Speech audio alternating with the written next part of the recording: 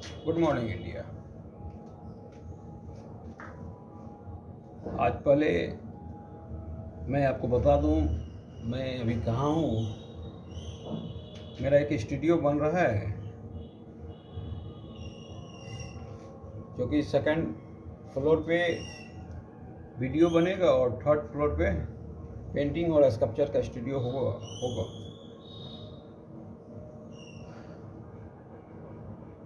तो आज एक मेरे प्यारे नन्ही सा बालक 6 क्लास का बच्चा है। वो 2-3 दिन से खाना नहीं खा रहा है और एक कारण है कि उससे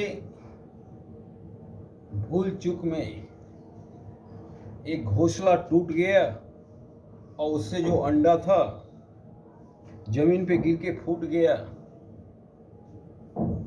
अब वो बच्चा बड़ा परेशान है कि गलती तो मुझसे हुई सर, अब क्या किया जाए। सबसे पहले आपको इस बात का रियलाइज तो हो गया कि किसी का घर नहीं तोड़ना चाहिए और आप जानबूझकर नहीं तोड़े, आप से गलती से टूट गया। अगर जानबूझ के तोड़े होते तो सजा तो झेलनी ही पड़ती। ये कुदरत का करिश्मा है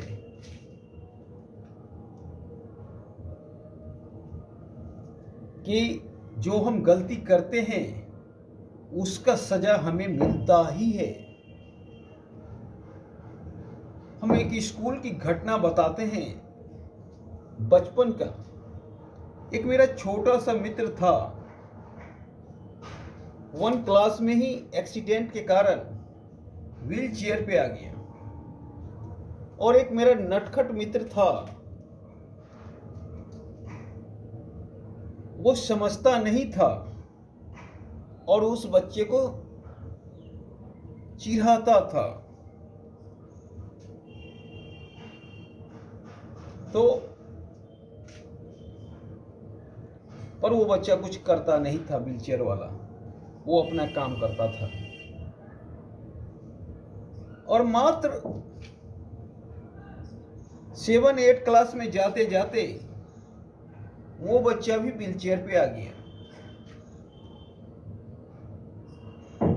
उसका भी एक्सीडेंट हो गया। हम लोग को बहुत अजीब लगा।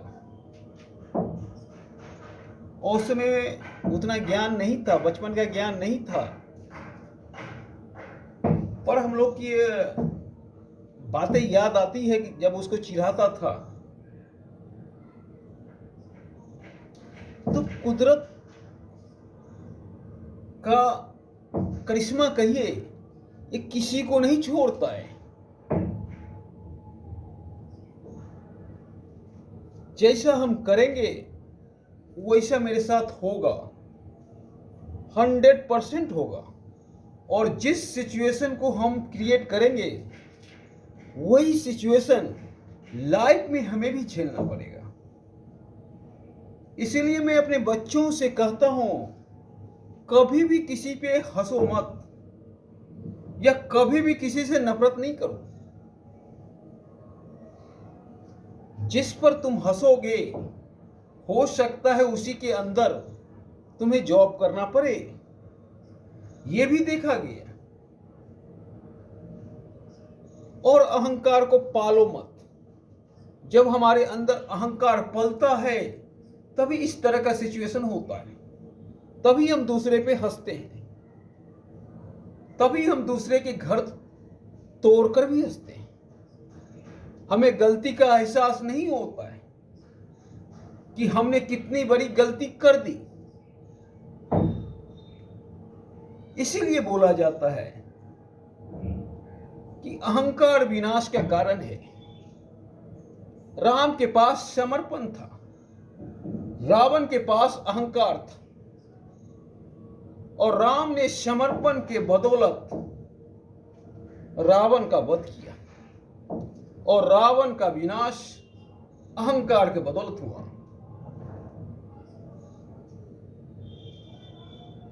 तो सबसे पहली बात है, और किसी का जब घर तोड़ते हो तो उसका सपना टूटता है। मान लो कोई हमें डिस्टर्ब कर रहा है और बहुत डिस्टर्ब कर रहा है,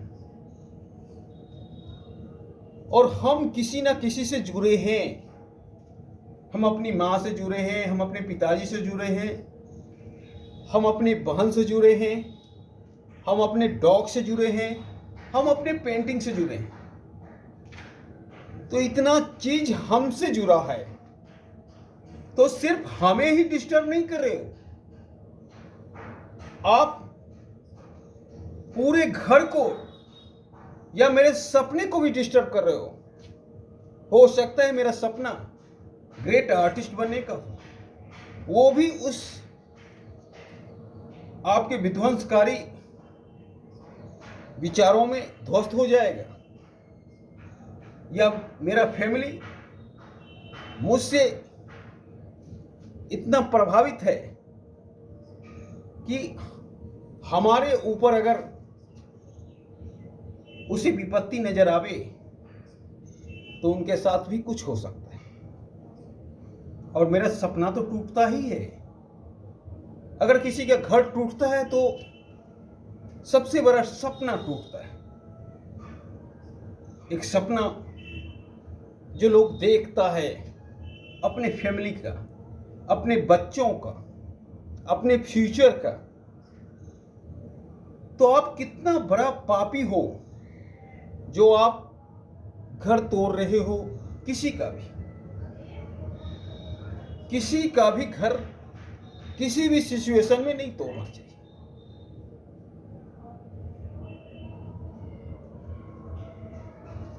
और मेरे बच्चे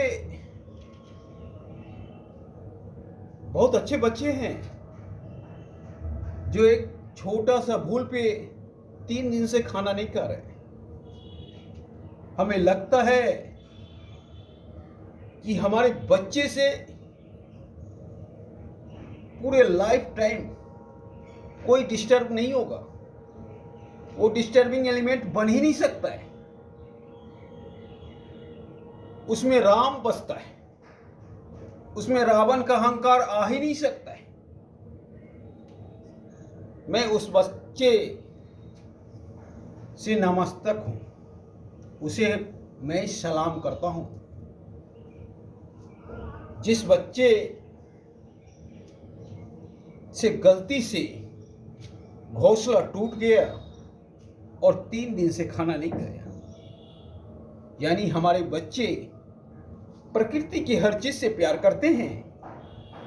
और मैं यही कहता हूं कि प्रकृति की हर चीज से प्यार करो, अपने आप सॉल्यूशन हो जाएगा। प्रकृति का कोई चीज नफरत करने योग्य नहीं है। अगर हम प्रकृति के कोई भी चीज से नफरत करते हैं तो हम गॉड से नफरत करते हैं, और जब हम गॉड से नफरत करते हैं तो अपने आप से नफरत करते हैं, क्योंकि एक गॉड ही है जिससे कोई नफरत नहीं कर सकता है। क्योंकि हर इंसान का अंतिम लक्ष्य परमात्मा तक पहुंचना होता है। पर ऐसे भी व्यक्ति हैं जिसे काफी आनंद आता है। हमारे गांव में एक बुजुर्ग थे जिसको घर तोड़ने में ही आनंद आते थे। वो किसी का शादी नहीं होने देना चाहते थे। पता नहीं उनके मन में क्या चलता था ना चलता था। एक लड़का बोला कि आपको हम बुलाएंगे ही नहीं, देखते हैं शादी कैसे तोड़ दीजिएगा। तिलक चढ़ रहा था, पर वो बुजुर्ग तो अपने नेचर से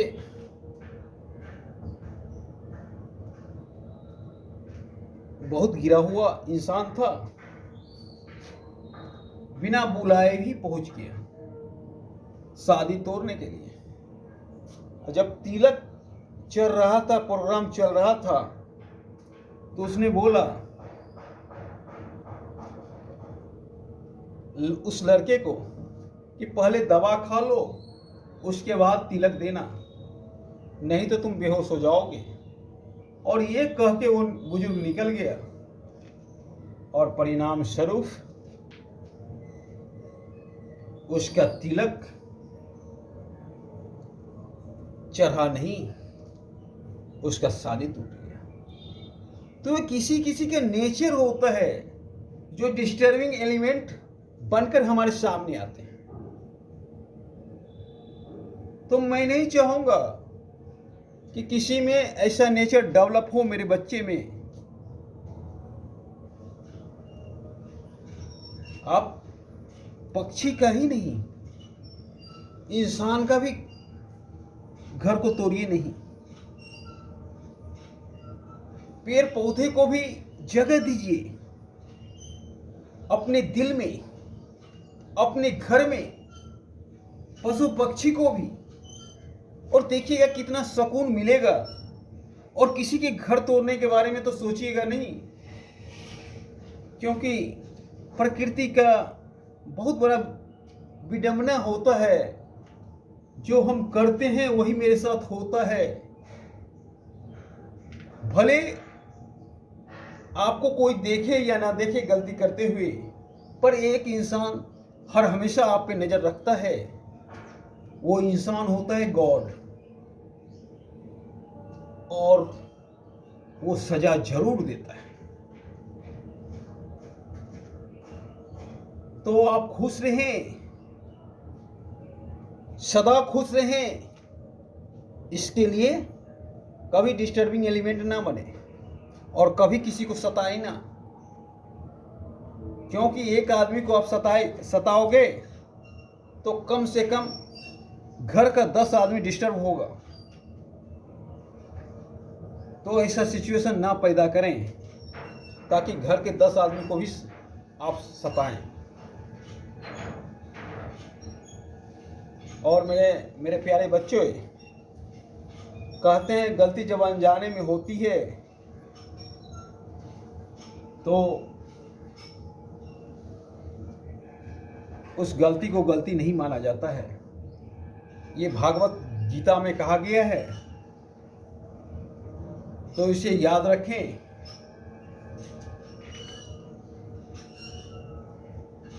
जैसे सांप का नेचर है काटना,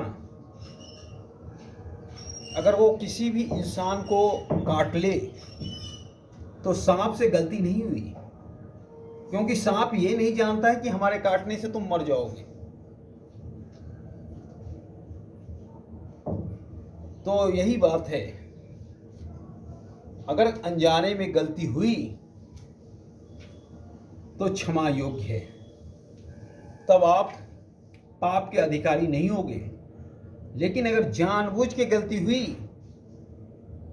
तो याद रखो, जिस सिचुएशन को हम क्रिएट करते हैं वही सिचुएशन से गुजरना पड़ता है। धन्यवाद।